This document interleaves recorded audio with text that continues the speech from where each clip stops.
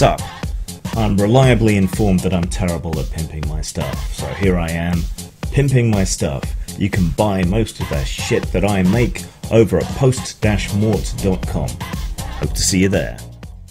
Between the time when the evangelicals challenged the old gods of the table and the rise of the sparkle trolls, there was an age undreamed of.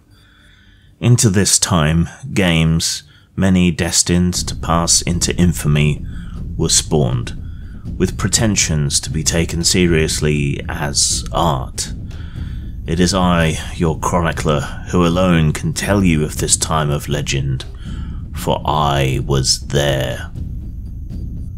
It was the 1990s, and Dungeons & Dragons was a dying ember, outmaneuvered by the new hotness, storyteller, and a media-wide gothic revival and Gen X sense of hopelessness and cynicism. Yet, within these new trends was a kernel of something else, a desire to be taken seriously, to tell serious stories, to be considered art, whatever that might mean. Comic book creators and musicians felt the urge too, all of them sometimes succumbing to pretentiousness, cartoonish caricature, and overwrought nonsense in their sheer desperation to be noticed, but sometimes hitting on a goldmine of inspiration.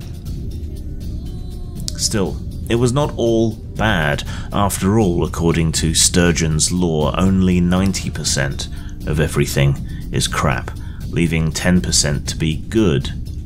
Even in its death throes, even so tragically unhip, it was a wonder its bum didn't fall off.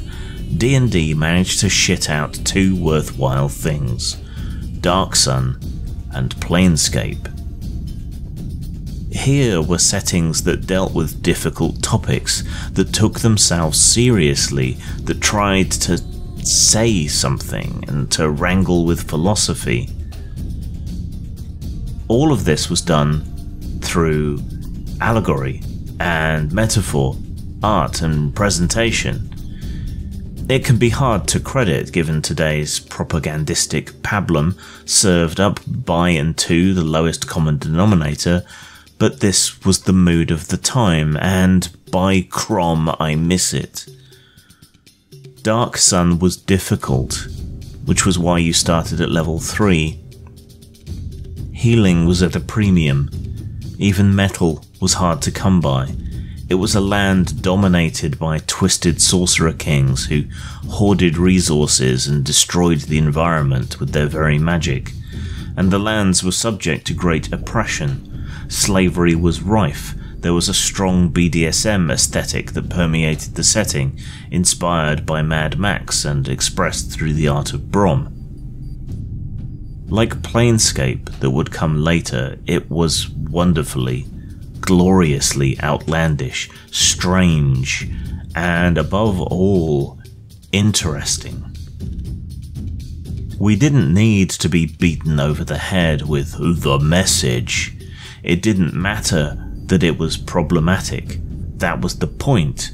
A game world full of evil was a game world full of opportunity for adventure, rebellion, heroism. At least once you got past the hardship and the challenge and could do something beyond mere survival. I cannot help but feel that we are losing something important and vital when we scorn the edgelords or the pretentious swine. We lose that ability to experiment. We lose games and ideas that stand out, that are different, interesting, complex, engaging, challenging, beyond merely leveling up or getting a new magical item. We lose the courage to be creative and to even have a chance of producing something artistic, something worthwhile. Sure, a lot of people will try and they will fail. Their games will be crass or inexpertly executed or painfully and insufferably pompous. But 10% of them have a chance of being good. if nobody gets to take their shot, if nobody dares to even try, if nobody even tries anything exotic or different or dangerous or risks being pretentious, then we just get 100% crap. Bland, inoffensive pap on the one hand, and pandering, right kind of bigoted nonsense on the other. In a way, it's good that Wizards won't touch Dark Sun. They would only ruin it, or cut from it the things that make it work, the things that make it interesting, the things that make it Dark Sun. Those within the company who were interested in modernizing it show no sign whatsoever of understanding what they would do to it if they did. Dark Sun at least seems to be safe from what happened to Spelljammer and Dragonlance, and for that perhaps we should be thankful for small mercies. There are plenty of fan resources after all.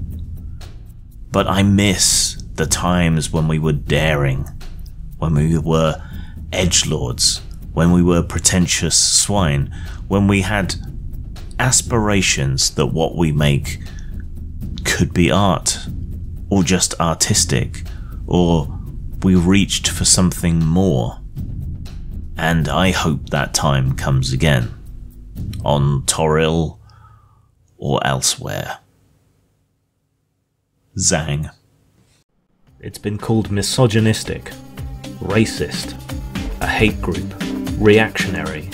It's been blamed for Trump, for keeping women out of games and technology. None of this is true. If you want the real story, then you need to buy Inside Gamergate.